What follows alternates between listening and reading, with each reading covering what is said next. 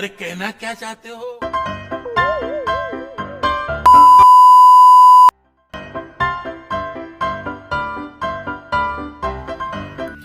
big welcome back to my channel and welcome to a new video. সবাইকে জানাই happy new year. আর new ইয়ারের new video নিয়ে আমি হাজির।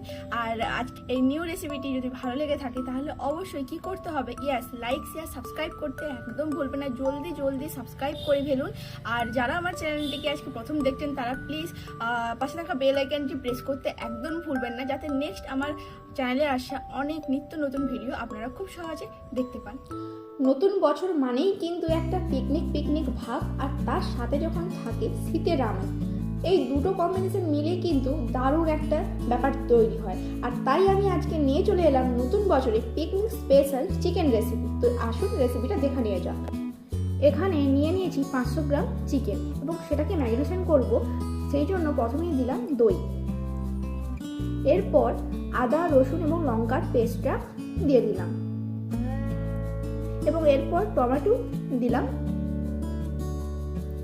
এবং এরপর গুঁড়ো মশলাগুলো দেবো এক এক করে। তো এখানে দিলাম হলুদ, লবণ, গোলমরিচ গুঁড়ো এবং ধনে গুঁড়ো এবং এরপর সরষের তেল দিলাম। তারপর সমস্ত কিছুকে ভালো করে ম্যারিনেশন করে দিতে হবে এবং ঠিক ম্যারিনেশন করে নেওয়ার পর 1 ঘন্টা এই অবস্থায় রেখে দিতে হবে।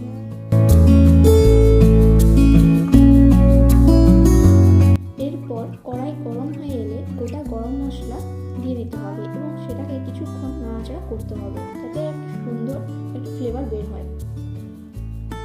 এরপর ম্যারিনেশন করা চিকেনটি কড়াইয়ের মধ্যে ঢেলে দিতে হবে।